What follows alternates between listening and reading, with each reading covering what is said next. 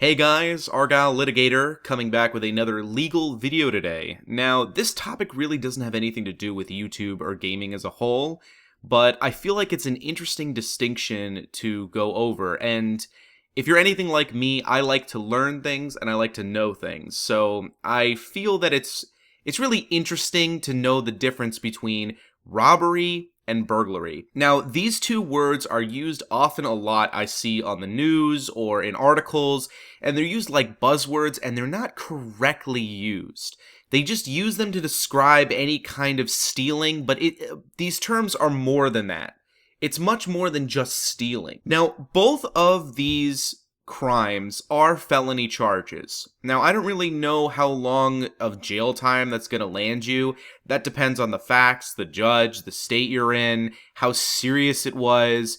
There's a lot of things that will determine the sentence time that you're issued if you commit one of these crimes, so I can't really answer on that, but I can show you how different they are from one another. Now, starting with robbery. Robbery has 5 elements, as we've stated before. All of these have to be met, and I will go down the line on them, explaining them. So the first element is the taking with intent to steal. So going into this, you have to have the intent to steal.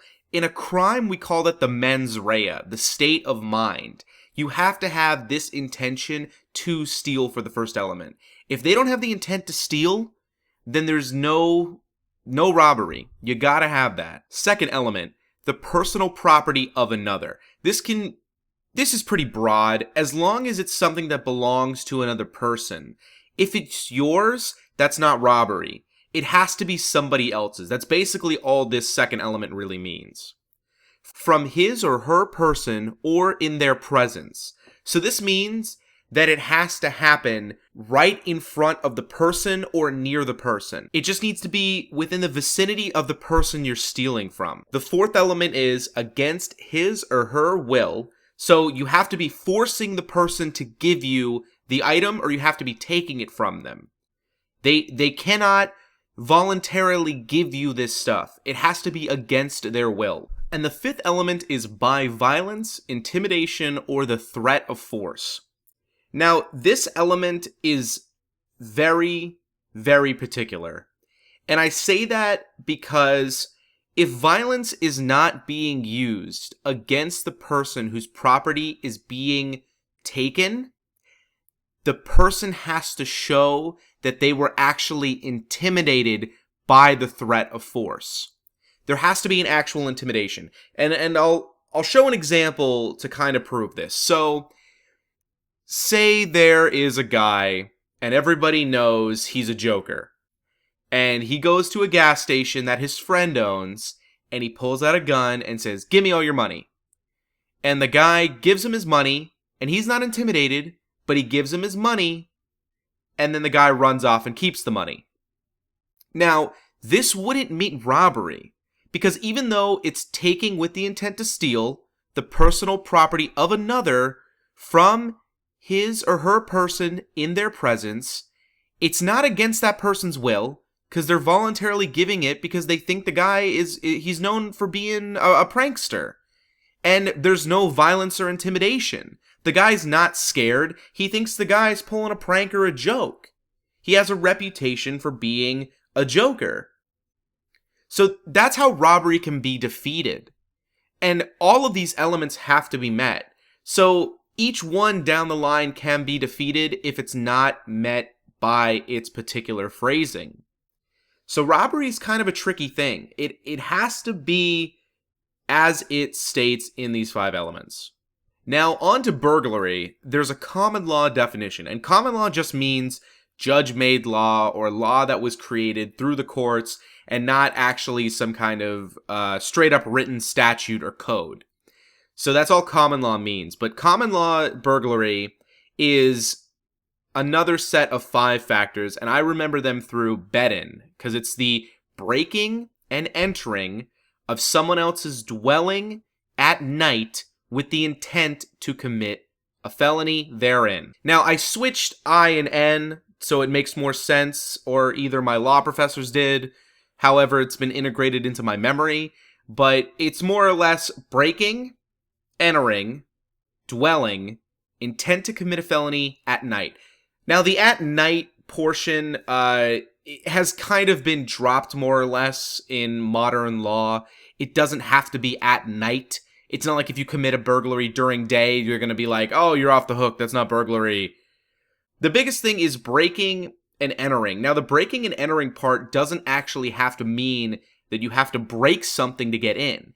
If you see a door that's unlocked or a window that's unlocked and you open it and enter in, that is still breaking and entering. It just means breaking that reasonable expectation of privacy that the person has to their home and entering it. Now, the dwelling portion, dwelling just means somebody's home or residence, but it can be extended to more than that. It can be like a garage, a shed, an apartment.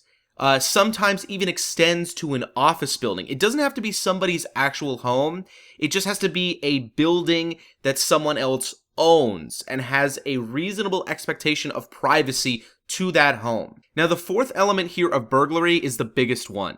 The intent to commit a felony therein. They have to have the intention to go inside of this dwelling and commit a felony. Now, there's a huge list of felonies. As long as they have an intention to commit any of them, it can be burglary. Now, they don't have to complete it. They just have to have the intention to do so.